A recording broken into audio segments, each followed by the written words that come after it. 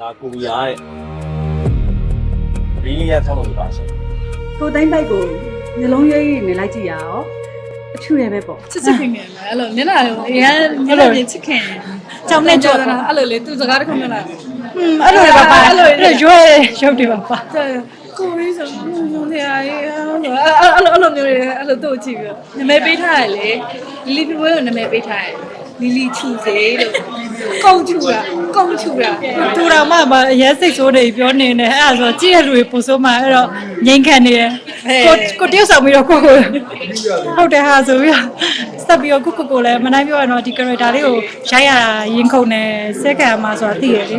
တားစက်ခံမှာအဲ့တော့အခုတွဲပြီးတယောက်ဆောင်တဲ့လူတွေတောင်မြင်ကတ်တယ်ဆိုရင်ဒါကြည့်ရလူတွေပုံမြင်ကတ်မှာအဲ့တော့ဆဲဖို့ခံရဖို့ ready ပါ အမှားသွားတယ် ကိုရိတာပြောမယ်ဆိုရင်လေအခုလိုအမားမျိုးတပတ်တစ်ခါမှမဆိုရင်လေအစင်တဲ့ ဟို villain character မျိုးကိုရိုက်ရင်အော်အချောက်ဆုံးခုရှိတယ်ပြိတ္တတွေရဲ့ရှင်ထဲမှာအဲ့ဒါကိုဆွဲတော့မှအရန်ကြောက်တယ်အဲ့ဒါအိုးရဲ့ trauma ပေါ့နော်အဲ့စိတ်လေးနည်းနည်းတော့ရှိတယ်အိုးကအချစ်ခံခြင်းတဲ့သူမျိုးဆိုတော့လေ